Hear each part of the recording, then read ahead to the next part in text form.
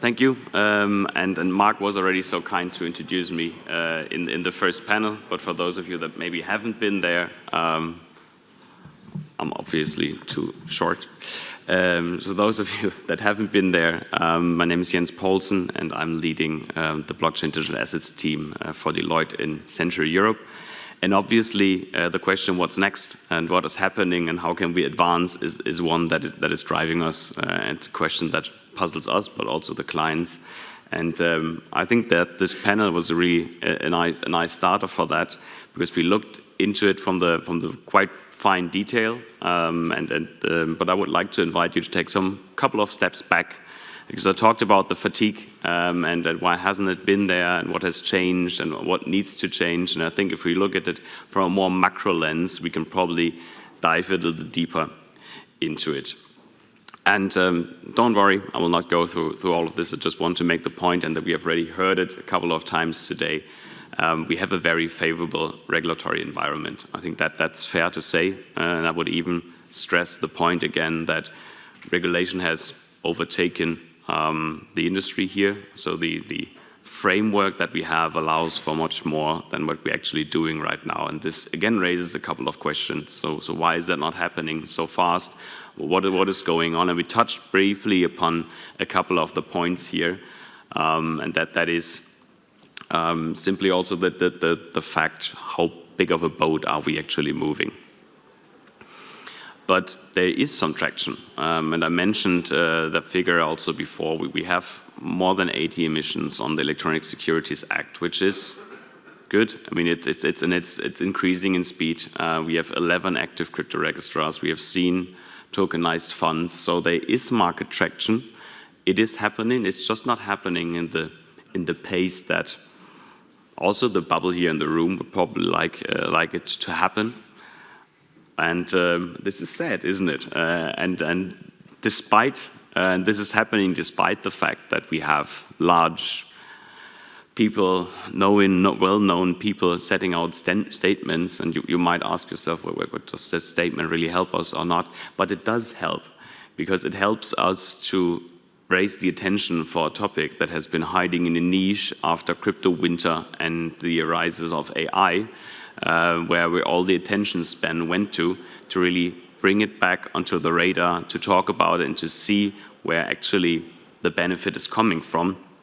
And Jürgen made the example of the American movements that are really affecting our market here. And that is an interesting thing for me, because we would have been able to do stuff for quite a while, but we're reluctant to do so. And if we look into what is actually hindering us, it's not one thing, but you can maybe find some patterns. And we heard, and I needed to smile in the panel about that, we heard some of those patterns here before. We have the better safe than sorry. So why do I need to be the first one? Who else did it? Are we having market figures yet that I can build my business case on? And the answer is usually no, because we are on the forefront of technology here and also on regulation. So this is a risk environment, and it's also a quite German trait sometimes than just to look over the pond to see what's happening in the US, and then how is that affecting us, how is that working. So this is one thing, or one complex that we have here. And also it's the innovation overflow. So, I mean, who can blame decision makers? And Sabi said that before, who can blame them? If you have DORA, accessibility, digital euro on your table, and those are the must topics because they won't go away, and you can't hide from them, you need to execute on them. Then you have the myriad of innovation topics that are also coming in, which is AI. And thankfully, that is easy to understand. It reminds us a little bit of robot process automation. You do that, you get this. It takes that time, and now it takes this time, and you don't need to build large market infrastructure for it. So it's hard to get this attention span up, and that with the fatigue of the people who are driving it. And we have the chicken and egg problem. And also that we have heard, so I can keep it brief here. But who is going to build a secondary market for no assets, and who is setting up assets when we don't have a market to trade them? So we have this vacuum that we need to fill where people need to go on the very forefront to really do that. And on top of that, we have this information here, and we did ask our clients, and roughly about 100. That is a couple of months ago. I'm looking forward to redo that to see if that shifts. But this is the overview that you get if you ask who is actually responsible in your company for the topic of blockchain, DLT, Web3, because we did ask not only in the financial services space, and it's mainly driven from the innovation department and or IT. And chicken and egg, they all have the same problem. They have the same problem as the financial services institutions here, or the clients, the ultimative clients have the same problem. Who can build a really good business case if you need to say, and there's the assumption that somebody is going to buy it when the secondary market is going to arise.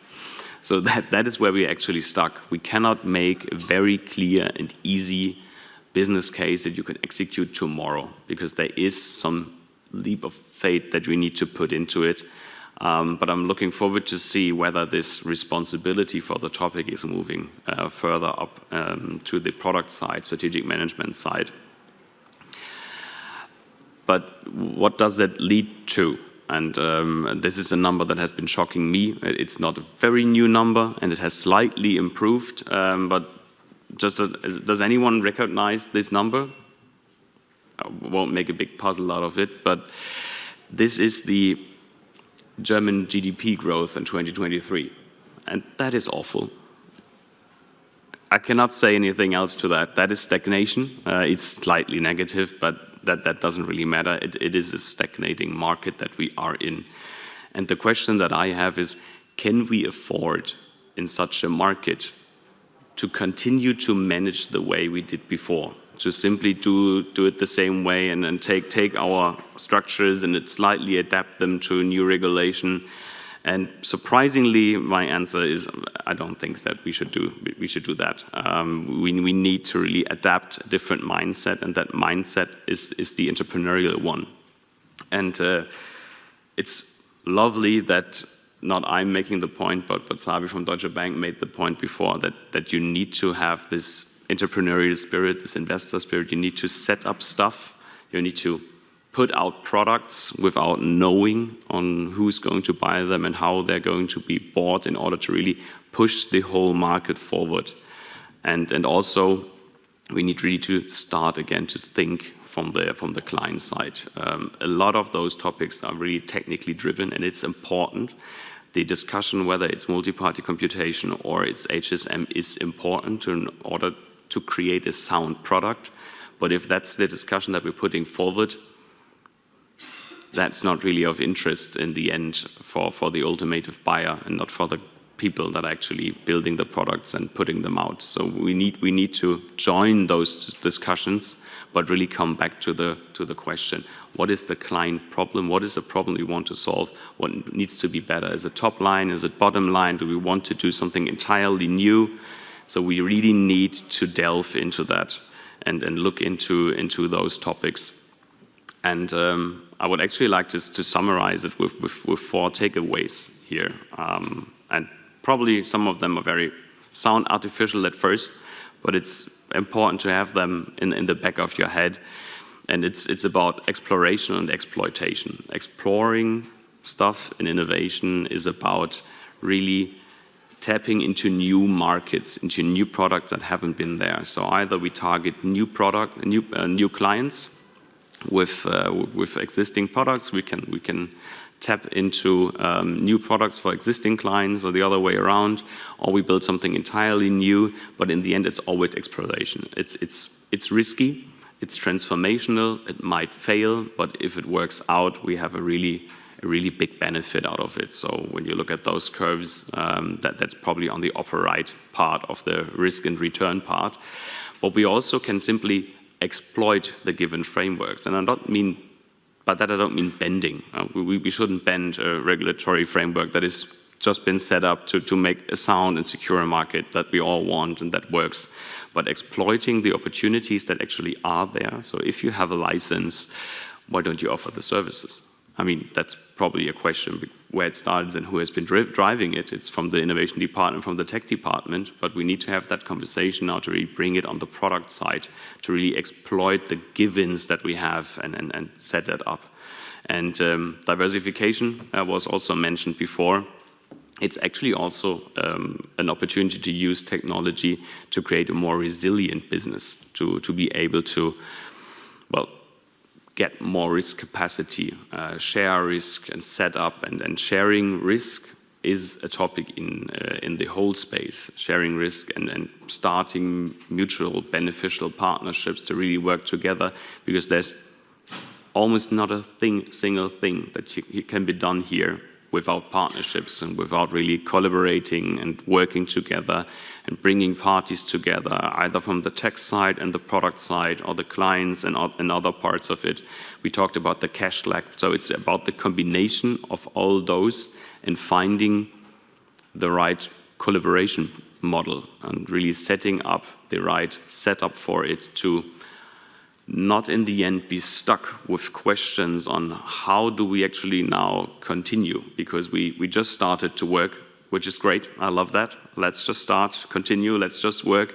But then we then after 1 year are considering, well, whose IP is that now? When the legal department comes in, we might just stop any innovation from happening for another year because we need to sort out who is owning what and what is it priced for in order to then calculate who needs to pay more or less in the next steps. So really setting a framework up to collaborate and work is really important.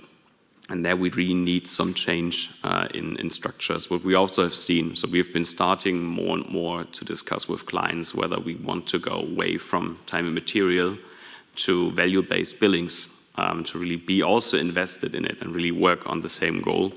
But there again, it's a mindset shift, right? If your buyer on the other side has not thought about that yet, that's not going to happen, I'm telling you. But if anyone is interested in shared risk, we might be there. But I want to close that with probably that last statement here and really bring that to the conference. I don't think, do we have a pause now?